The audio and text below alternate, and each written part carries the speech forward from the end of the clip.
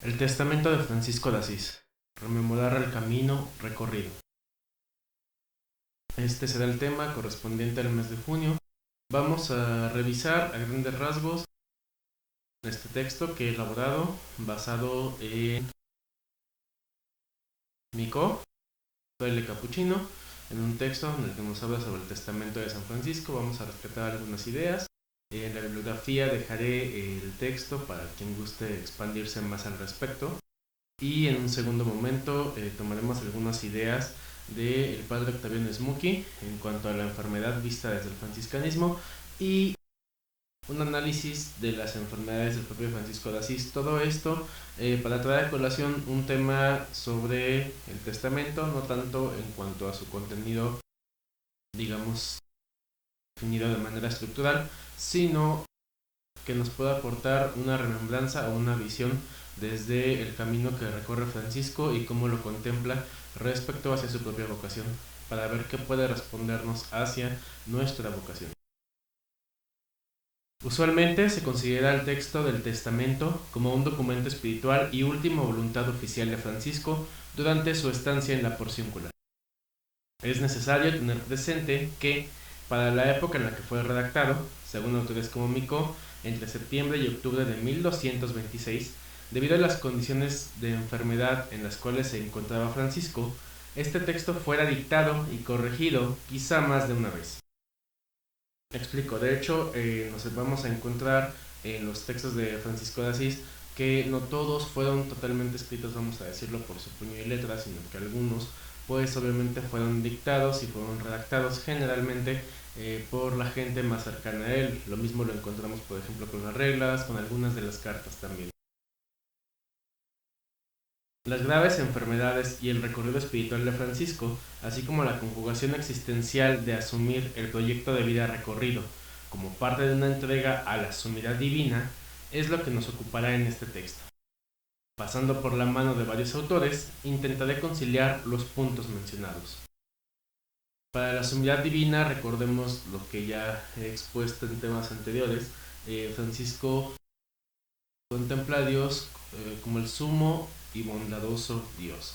Sumus en latín, como ya había dicho antes, es algo que desborda, aquí lo pongo como sumidad, como una propiedad, es algo que desborda totalmente. En este caso, el amor de Dios desborda, Dios mismo se desborda en toda la creación, de tan excelso que es. Entonces, recordemos igual, nada más para tenerlo presente, que dentro de la visión de pensamiento franciscano, la creación es parte de ese desbordar de Dios. El texto y sus divisiones de estudio. Para esto nos basaremos en el análisis del padre Micó, el cual puede encontrarse en la bibliografía de este tema, que va solamente como reflexiones sobre el testamento de San Francisco. A manera introductoria, el texto puede dividirse en tres partes. Primera parte, el Señor me concedió a mí, hermano Francisco. Esto lo encontramos en Testamento del versículo 1 al versículo 23. Esta primera parte abarca una narración desde la conversión de Francisco hasta los orígenes de la fraternidad. Aquí podemos ver los verbos conjugados en pretérito, lo que nos señala una temporalidad de las acciones de Francisco, las cuales culminarían hasta su muerte. Es decir, Francisco no empieza a narrar simplemente en pasado. Para él, todo lo que comenzó sigue viviéndose hasta el momento en el que está redactando, y obviamente se culminará a final de cuentas con su muerte. Entonces, fuera de pensar esto como una simple remembranza de la vida de un hombre en sus últimos momentos, podemos rescatar un ejercicio de pensamiento sobre la propia vocación y el cumplimiento de una pasión constante, comparando un poco con la pasión de Jesús, lo veremos más adelante, del ensayo y error que lo lleva a su próxima Pascua. Cuando decimos que Francisco es el Evangelio hecho vida, nos estamos refiriendo a que de hecho su vida, que fue su propia vocación, estuvo netamente ligada y fue yendo desde el Evangelio. Eso no quiere decir que fuera perfecta, que como el camino espiritual de cada quien, vamos aprendiendo a través del ensayo y el error, y esto fue lo que lo fue, vamos a decirlo así, como un ciclo constante, llevando en episodios de muerte, resurrección, hasta llegar a su plena Pascua con su muerte el 3 de octubre hasta el 4 de octubre de 1220. Es una vida que no cesa de retornar a su creador.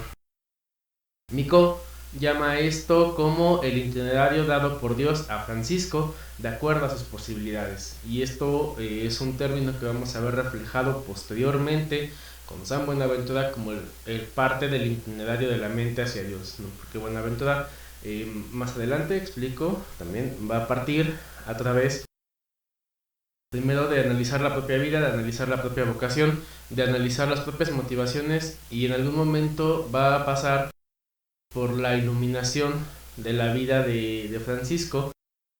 Vamos a traducirlo actualmente, reconociendo justamente este itinerario de los puntos desde la propia vida de Francisco para reflejarlo en la vida personal de Buenaventura, y obviamente su texto reflejaron la vida personal pues de cada quien cuando lo estamos leyendo e intentando practicar.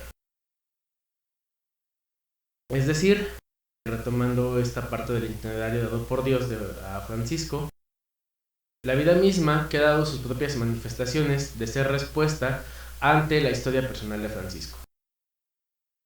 El testamento comienza por la narración de Francisco cuando estaba en pecados. En un segundo momento vendrá la experiencia de Francisco frente a los leprosos y cómo esto abrió un paradigma dentro de su vida.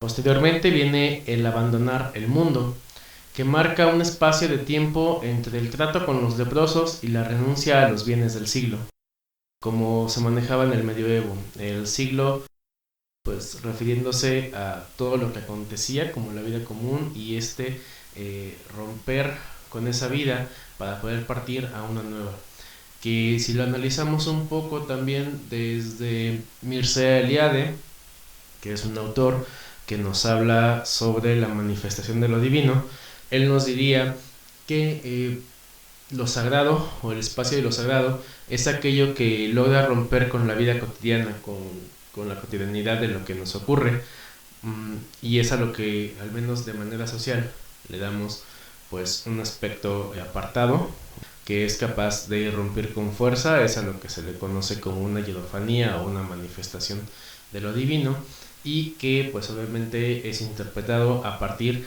de la propia vida. En este caso pues Francisco a partir de su vida es lo que le permite hacer este cambio radical para poder salir de la vida cotidiana en la cual vivía.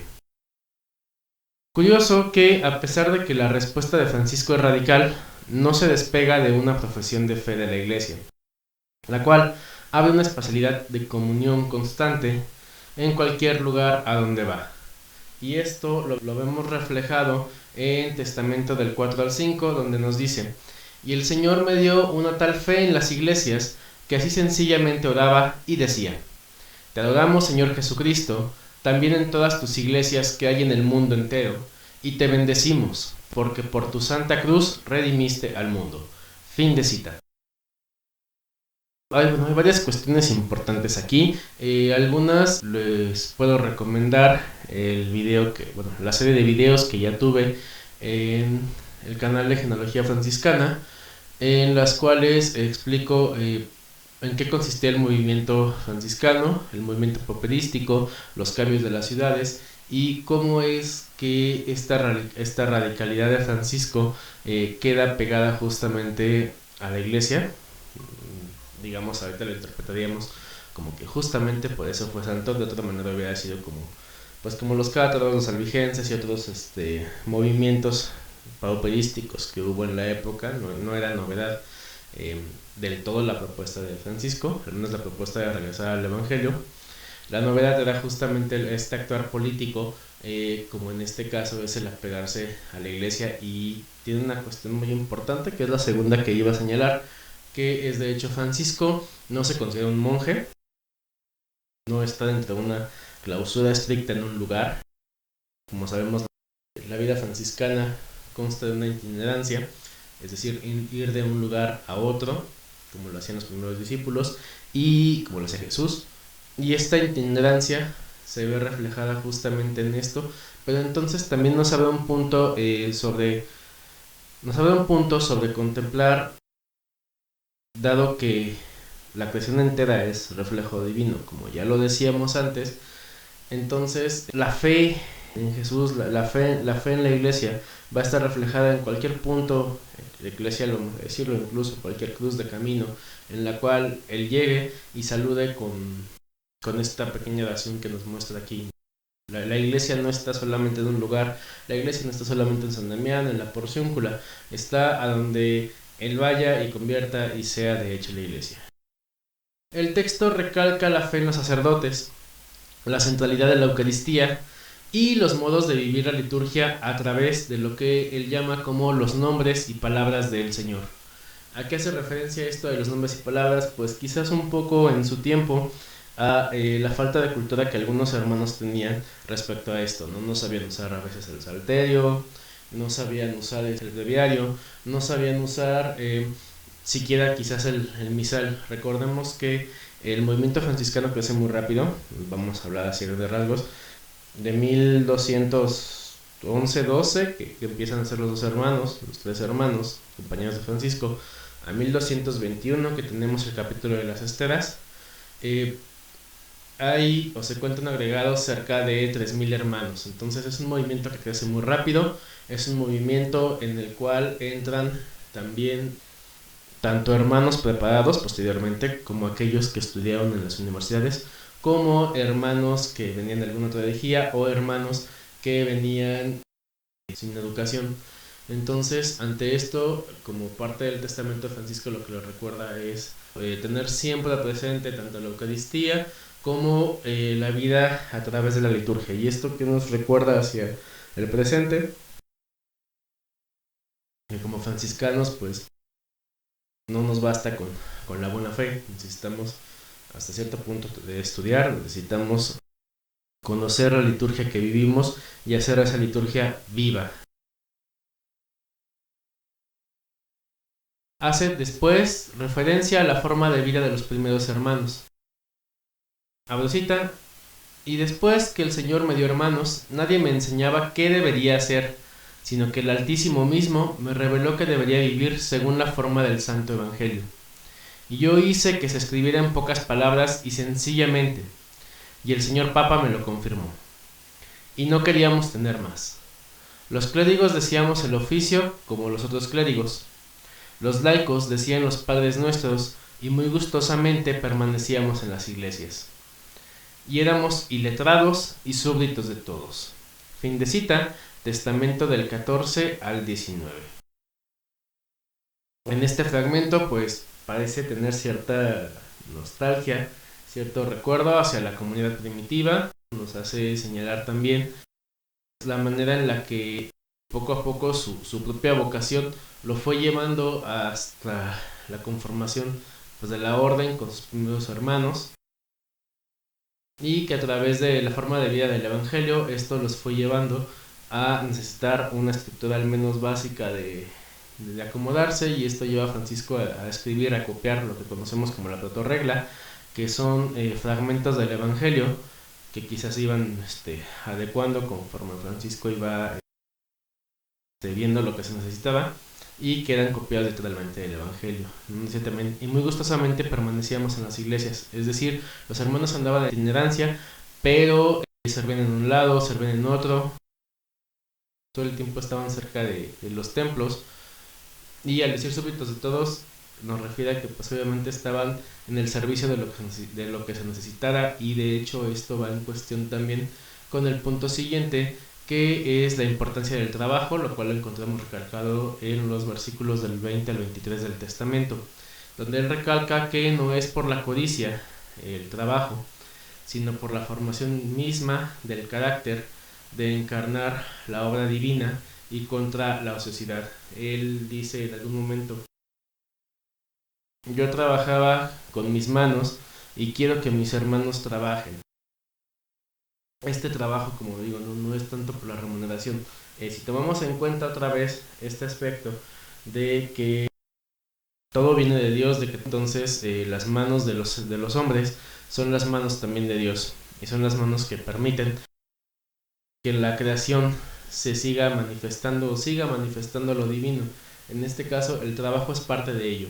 El trabajo visto desde la manera franciscana, aunque no es el tema concreto de este video, es lo que nos permite desbordar estos puntos del Evangelio en lo que actualmente llamaríamos la vida cotidiana, en la vida seglar, para entonces irrumpir y volver ese espacio cotidiano en un espacio de lo sagrado.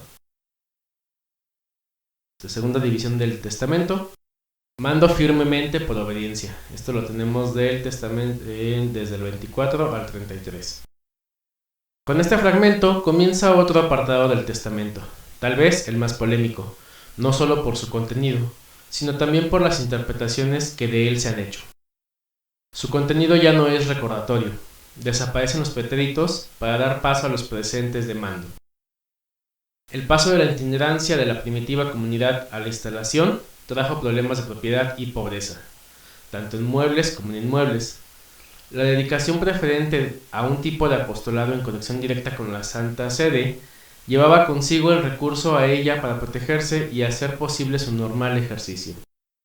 En ese segundo punto, pues vemos que ya cambia totalmente lo que Francisco está manifestando y se está confrontando con los problemas que ya mencionábamos ahorita con el capítulo de las esteras, que hay bastantes hermanos, que estos hermanos comienzan a construir, que estos hermanos comienzan a tener posesiones.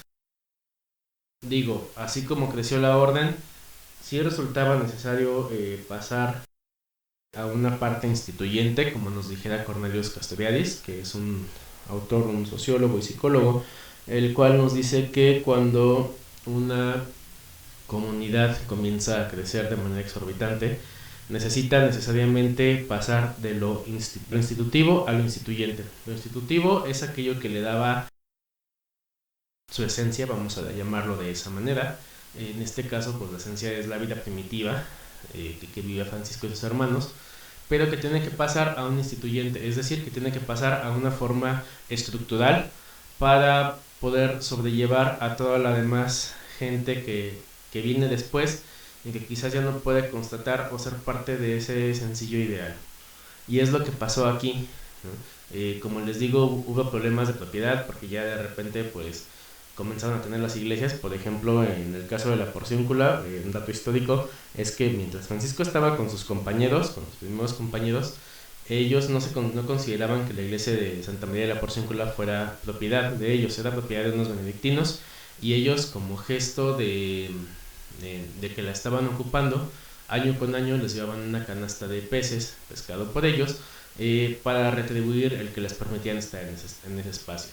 Obviamente con el tiempo pues los benedictinos ceden esta propiedad a los hermanos menores y pues desgraciadamente entra también esta parte de que entonces pasa a ser propiedad de la orden, que no es precisamente lo que Francisco quería vivir.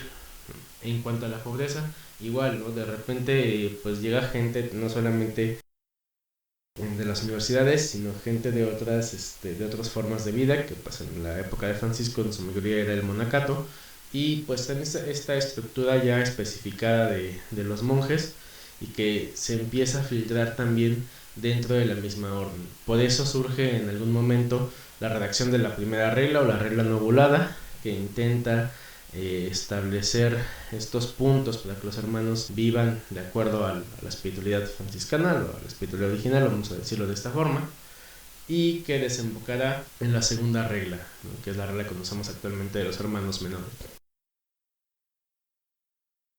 La dedicación preferente de un tipo de apostolado es lo que hace el parteaguas también aquí, ¿no? Como veíamos en un primer momento, ellos decían, bueno, le damos súbditos de todos, es decir, nos encontrábamos en lo que necesitaba, todo lo que hiciera falta es lo que iban cubriendo poco a poco los hermanos. Para este momento se empiezan a dar apostolados específicos. Hay hermanos que se dedican al cuidado de los enfermos, hermanos que se dedican a los leprosos, de repente pues la gente que es estudiada, hay hermanos juristas, entonces se dedican específicamente a ver la parte de las letras, hay hermanos que se dedican específicamente a la parte de la prédica, como pasará con Antonio de Padua, hay hermanos que se dedican, igual como Antonio, ¿no? Que empiezan a dedicarse a la parte de la formación de los demás hermanos, y entonces, como les digo, todo esto se empieza a institucionalizar. y lleva a Francisco a tener que pensar y organizar todo esto. Que como él decía en un principio, ¿no? Viéndolo como reflejo de su propia vocación, él en realidad no estaba buscando fundar una orden, él estaba buscando vivir el Evangelio y le sale la orden y tiene que empezar desde ese momento a conciliar ambos puntos, a conciliar la propia vocación con los resultados que de hecho su vocación le está pidiendo. El aumento considerable de frailes, sin una regla lo suficientemente detallada y precisa, podía dar cabida a la anarquía y descontrol de algunos, no solo para zafarse de las obligaciones, sino para colocarse fuera de la ortodoxia o para introducir innovaciones de tipo monacal, a lo cual Francisco se muestra extremadamente duro en su actuación, lo cual radica en la importancia que tenían para él estos valores. Abro cita, Testamento 24. Guárdense los hermanos de recibir en absoluto iglesias, moradas pobrecillas y todo lo que para ellos se construya. Si no fuera como conviene a la santa pobreza que hemos prometido en la regla, hospédense allí siempre como forasteros y peregrinos. Fin de cita, Testamento 24. Y como les decía, pues actualmente ya vivimos totalmente en una sociedad institucionalizada, tanto la primera orden, la hermana de los honores, está totalmente establecida bajo estos instituyentes, la orden de las damas pobres también, y pues nosotros como terciarios, evidentemente también. Eso no quiere decir que vamos a arremeter contra todo ese instituyente que tenemos ya a partir de tantos siglos, pero que al menos desde esta vista o regreso a la espiritualidad de Francisco, tenemos que tener en cuenta qué es lo que nos salva, vamos a decirlo así, y qué es lo que salva también ese ideal de vida para poder transformar y seguir tener presente este actuar de Cristo a la manera de Francisco, ¿no? Nos dice aquí, bueno, espérense allí como forasteros y peregrinos, y lo dice más adelante, peregrinos de este mundo, es decir, no tenemos nada aquí. Vuelvo a lo mismo que decía hace rato, si todo es de Dios y todo proviene de Dios, entonces la vida misma también, no somos dueños de nada, ¿no? A pesar de que actualmente nos encontramos en una sociedad capitalista, de origen protestante, si no lo sabían, está basado en los conceptos de, en gran parte en los conceptos de Max Weber, que es un cristiano protestante. La respuesta entonces de la vida franciscana actualmente, considero yo, debería de ser una respuesta incluso, me atrevo a decir así, radicalmente contracapitalista. La visión de Francisco, si la tenemos presente desde todo esto que he estado explicando, es una respuesta a anteponernos ante todo esto que de hecho el mundo actualmente nos pone y nos tiene, y que tiene una forma específica de ser llevada, de ser vivida, y en este caso de ser confrontada con nuestra propia vida y nuestra propia vocación. Recalca también la obediencia, esto lo encontramos del versículo 27 al 29, y también el rezo del oficio divino, y que sean católicos, aludiendo probablemente a que no se adentren en las herejías tan comunes de su época. Sean católicos, que él repetirá en varios de sus escritos, incluso en algunas cartas, pues lo tenemos siempre presente en cuanto a que no se despeguen de esta ortodoxia que Francisco está buscando seguir. Él pensaba que si el Evangelio es vivido tal y como se lee, entonces hay un apego a la iglesia como interpretación de este mismo Evangelio. Y llegamos por fin a la tercera parte de división, en la cual Mico titula, bajo estas palabras del Testamento, así sencillamente y sin glosa las entiendan. Esto lo tenemos del Testamento 34 al 41. En este último apartado viene, según Mico, la clave interpretativa que da Francisco para el recto entendimiento de lo que él quiere decirnos en su testamento. Las diversas tendencias existentes en la orden podían interpretar este escrito cada una a su modo, concediéndole un valor o unas intenciones que el santo no le había podido dar. Y de hecho, esto fue lo que pasó también con la regla. A pesar de que la regla volada, que es la regla aprobada, fue ya retocada y constituida enteramente dentro de un orden jurídico, que fue el problema que tuvo la primera regla al ser redactada, que no era netamente jurídica, sino que metía muchas alusiones, mucha poesía, etcétera.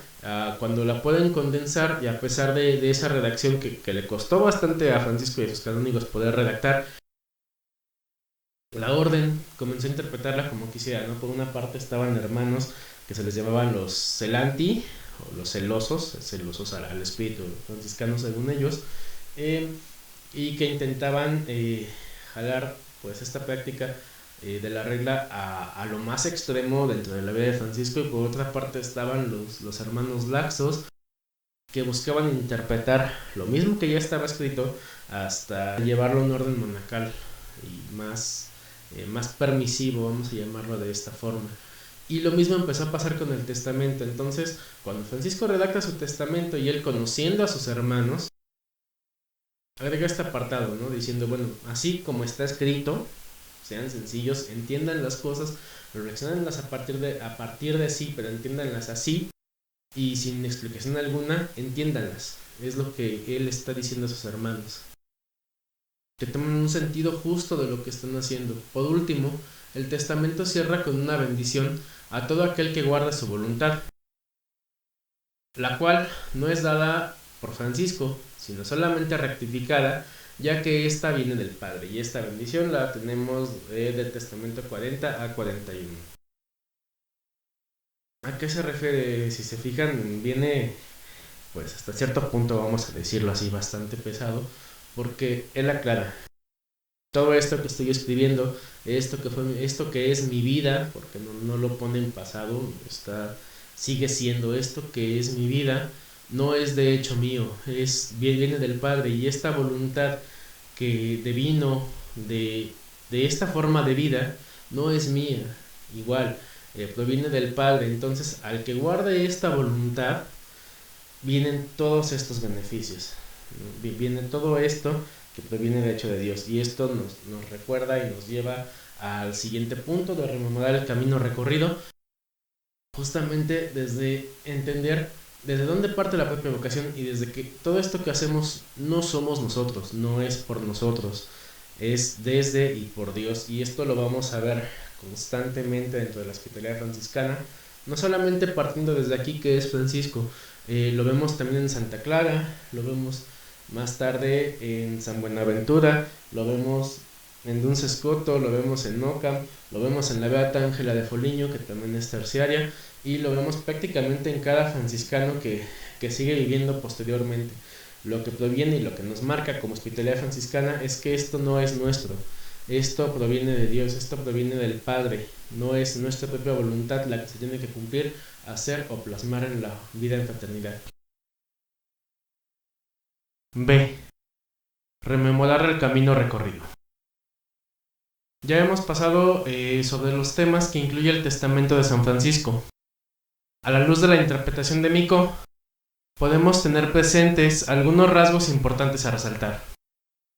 Ya he hablado en temas anteriores sobre la cuestión vivencial de la espiritualidad franciscana. La manera en la que encarnar implica hacer presente y realidad. Hacer presente el Evangelio, cuando decimos pasar del Evangelio a la vida y la vida al Evangelio, volvemos nuevamente, no es simplemente un ideal, es al menos considerado desde este punto el poderlo hacer presente en todos, igual hablando desde Cornelius Castoriadis, que es un autor que he estado trayendo mucho a colación últimamente, es traer ese instituyente, es decir, ese ideal de hacerlo presente. No me gusta el término realidad, por eso quiero decir esta parte de hacerlo presente, de hacerlo vivo, ¿no? Que es lo que Francisco se refería justamente con encarnar. Y también valores como la humildad, que es aceptarnos a nosotros mismos desde lo que somos.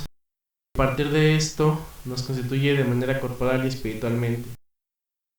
La espiritualidad en ese sentido no está desapegada de la vivencialidad.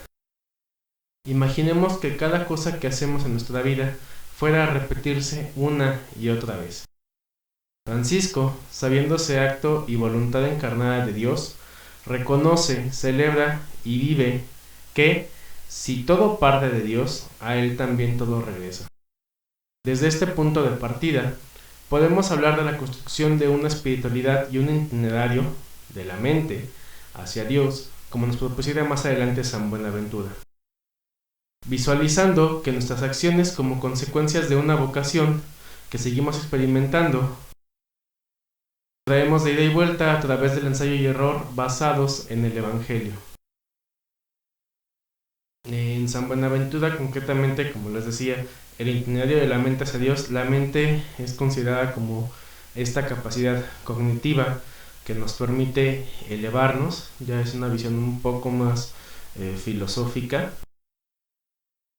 y que implica reconocernos en un primer punto desde el cuerpo que somos, reconocernos desde este estatus de pecado, como también Francisco lo señala en su testamento, y que en el libro de la vida la beata Ángela de Foligno también lo menciona. Ángela de Foligno menciona mucho más pasos, pero también va reconociendo todo esto, ¿no? Tiene que haber un punto de cambio a través del cual pueda partir, y que el Evangelio nos permita, a final de cuentas, aprender hacia dónde vamos a partir de este camino.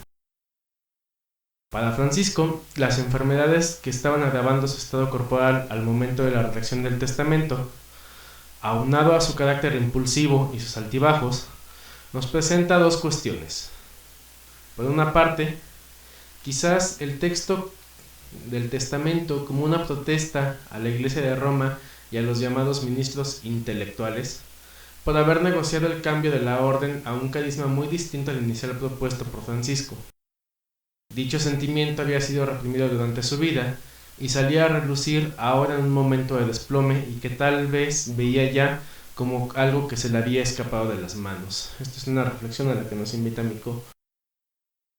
Es sabido históricamente que el testamento no era bien visto por la mayoría de los ministros, y al contrario, era, según algunos autores, venerado a la par de la regla por hermanos que aún conservaban el ideal primitivo franciscano, que es lo que yo les mencionaba anteriormente. Estaban los espirituales, que eran los que ellos mismos se consideran más apegados a este ideal franciscano, y que de hecho poco a poco se les fue cortando el camino, pero también poco a poco se fueron configurando. De hecho, menciono mucho a San Buenaventura porque fue el ministro general que en algún momento llegó a conciliar estas dos partes, intentó hacerlo, porque incluso dentro de las biografías de Francisco, pues estaban las oficiales, que eran los de Tomás de Celano, y estaban las extraoficiales, vamos a decirlo así, que recalcaban esta parte de la espiritualidad primitiva como espejo de perfección, leyenda de los tres compañeros, y que de hecho estaban atribuidas a sus compañeros originales para poder llevar o recalcar este ideal que se estaba perdiendo dentro de estos cambios monacales que se estaban insertando dentro de la orden. En fin, para tratar de resolver dicho problema, el Papa Gregorio IX en 1230 promulga la bula Quo Elongati, un documento papal, aclarando que el testamento no tenía validez legal, quedando simplemente como un documento espiritual. Es decir, ¿saben qué? No se estén peleando. El testamento, lo que vamos a decir es la regla, y el testamento simplemente puede servir de inspiración espiritual, pero no más. A pesar de ello, el desarrollo de la espiritualidad franciscana, al menos en la historia de los frailes, traería, en momentos de crisis, el intento de regreso a la espiritualidad primitiva a través de dichas reformas y grupos de hermanos llamados espirituales, que buscarían dicha vivencia en sus propias circunstancias.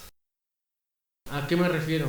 A través de toda la historia, a pesar de esta bula papal y de otras que siguieron después, siguieron habiendo divisiones, siguió habiendo gente muy laxa, como siguió habiendo gente muy apegada a los ideales, y que siguieron viviendo, siguieron escribiendo y siguieron manifestándose desde este punto. De hecho, en el canal de genealogía de la Altísima Presa, quizás más adelante vean algún video refiriéndose justamente a este problema, sin el cual, por cierto, no hubiéramos podido tener el tipo de evangelización que tuvimos. Esto es meterme en otros detalles, pero por ejemplo, los 12 frailes que llegan en misión a lo que se consideraba como la Nueva España venían bajo el ideal de la Reforma franciscana, que tenía poco de haberse establecido en las Españas, que también era un reino nuevo, vamos a llamarlo de esta forma, y que dicho movimiento había en las Españas permitido que se desarrollaran como un reino y que se hubieran fortalecido.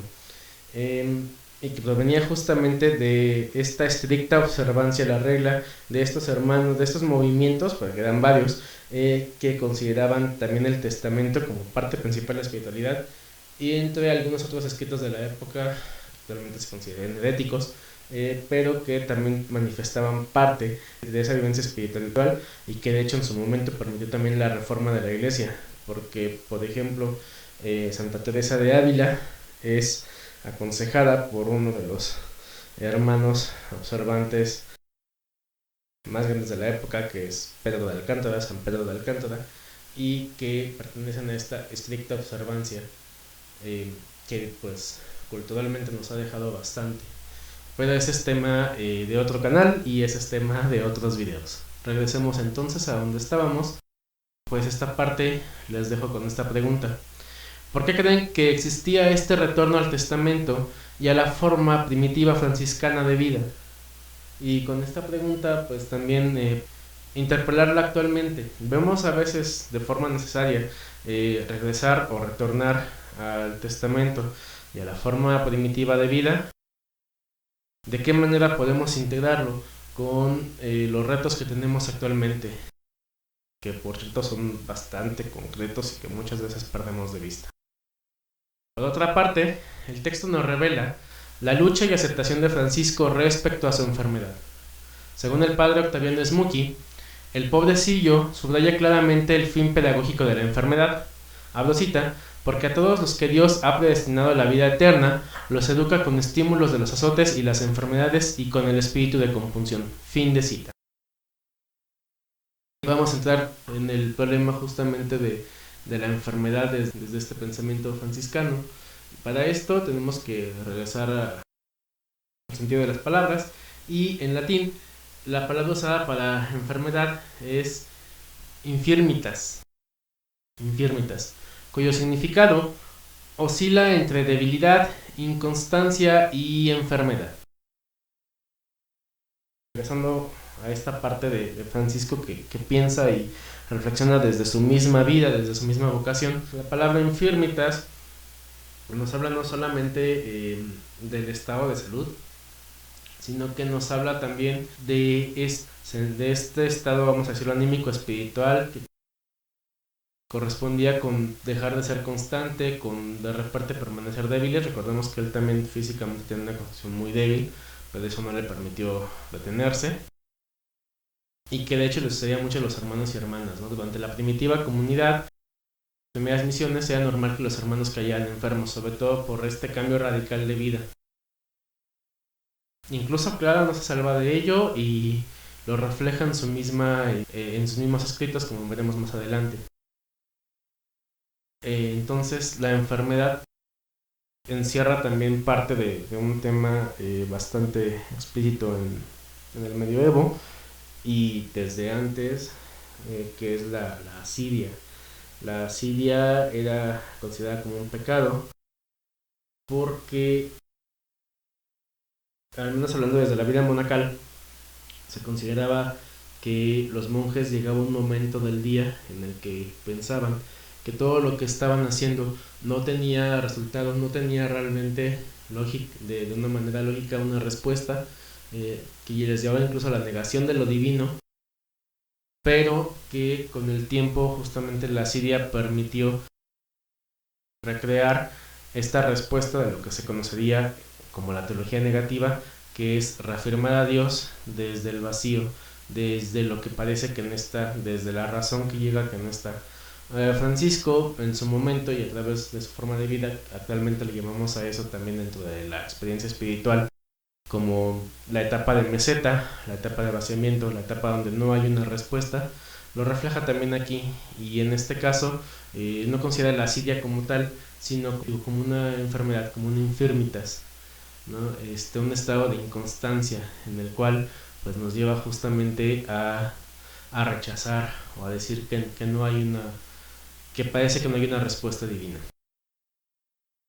Ahora bien, por ello, en el tenor de la experiencia misma, no debe perderse de vista que el sentido del vocablo infirmitate, en el cántico del hermano Sol, lo podemos ver en el versículo 10, refiriéndose a enfermedad grave o crónica, o particularmente en cuanto que obliga al individuo afectado por ella a la inmovilidad o lo inhabilita total o parcialmente para realizar sus actividades normales. La elección de este término en los escritos no podía por menos de estar influenciada por la experiencia personal que el santo tenía de las enfermedades graves y permanentes. Ahora, bien, como les digo, esta cuestión de la enfermedad trae consigo primero un momento de reflexión, un momento de pausa. Recordemos que dentro de la teoría franciscana, incluso lo que nos parece que debe de ser detenido, que debe ser tranquilo, es una cuestión activa, y en este caso la enfermedad trae consigo la reflexión activa.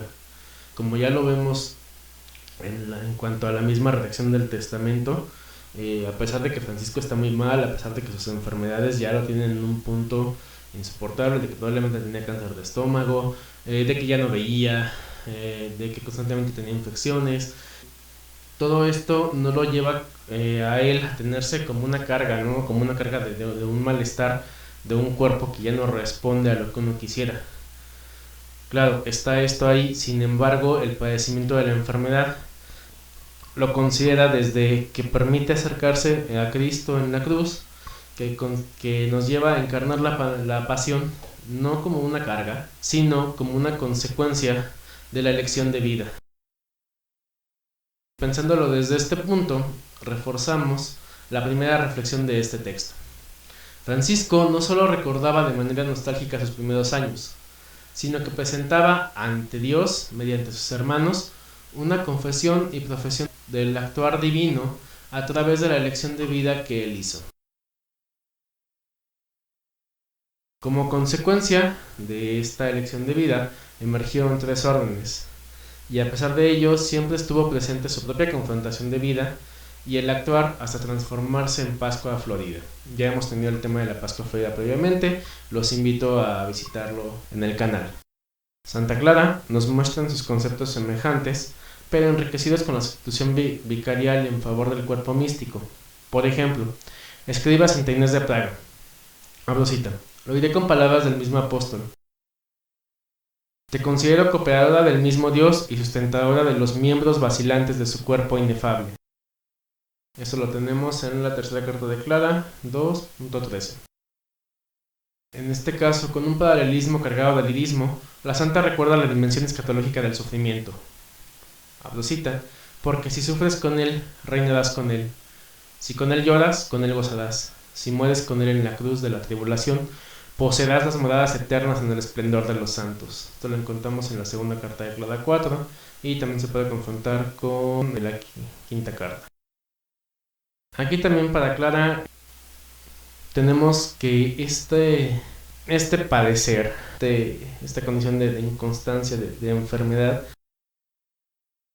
es un acercamiento total, una entrega total también con la vivencia de la pasión de Cristo por una parte, y por otra parte, dentro de esta misma fragmento que acabamos de mencionar de sus cartas, dice aquí, poseerás las moradas eternas en el esplendor de los santos. No solamente nos refiere de una manera escatológica a lo que vendrá después, sino nos refiere también a este fortalecimiento del sí mismo a través del padecer. La escatología nos recuerda lo último que vendrá, pero también nos coloca con una esperanza activa en cada momento. Recordemos, cuando rezamos pidiendo una esperanza cierta, que es parte de una de las oraciones de Francisco, nos referimos a aceptar como franciscanos que nuestra esperanza está anclada en el actuar divino en nuestra vida. Traemos sobre nuestros hombros y como huellas a nuestro lado la reflexión y vivencia de otros tantos más respecto a la encarnación de vida, la encarnación del Evangelio. La esperanza cierta recordando un texto de Uribe, nos lleva justamente a decir que no es una esperanza que tenemos al final, sino que se va construyendo a través de la respuesta que tenemos en la misma vida. Pedimos una fe recta que no se desapegue del mismo evangelio, con una esperanza cierta que se hace concreta, que se hace efectiva y que de hecho viene en una calidad perfecta. Ahí mismo está la respuesta y se hace como tal vida a través de nosotros mismos. En este sentido, rememorar el camino recorrido, recordar la memoria en griego, que es mnemosin, funciona justamente como este aspecto de traer a colación, de traer nuevamente, pensándolo desde un concepto platónico, que es en el cual está montado este concepto de la memoria. Es el efecto de pensar, de rememorar, les digo, implica traer algo que ya conocemos. Aplicado a esto que estamos trabajando en este texto, es traer a colación la misma vida, traer a vocación, lo que yo quiero poner aquí, traer a colación la vocación, la propia vocación a la que hemos sido llamados, tomar en cuenta que nuestros actos, así como la experiencia de fe que tenemos en Francisco y Clara, permite reconstruir lo que nos lanzó, lo que elegimos, como encontrar y reafirmar aquello que estamos teniendo actualmente, aquello que da constancia de nuestros actos, como respuesta ante este llamado divino.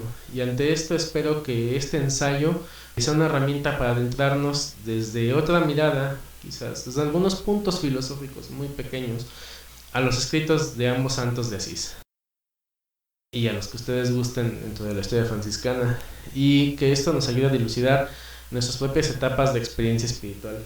Pues les doy muchas gracias por escuchar este tema, espero que les sirva. En el canal pueden dejar sus comentarios respecto a algunas dudas, o podemos charlar también en privado sobre aquellas dudas que les resulten. Y pues los invito a visitar el resto de videos, a revisar el resto de materiales, tanto de esta lista de reproducción de formación UFS, como de la lista de reproducción de genealogía franciscana, que estaré dejando al final de este video por si gustan acceder a los materiales que ya se encuentran. Muchas gracias, me apoyan mucho compartiendo estos materiales, y también si ustedes gustan pues pueden donar algo para que pueda continuar con este trabajo.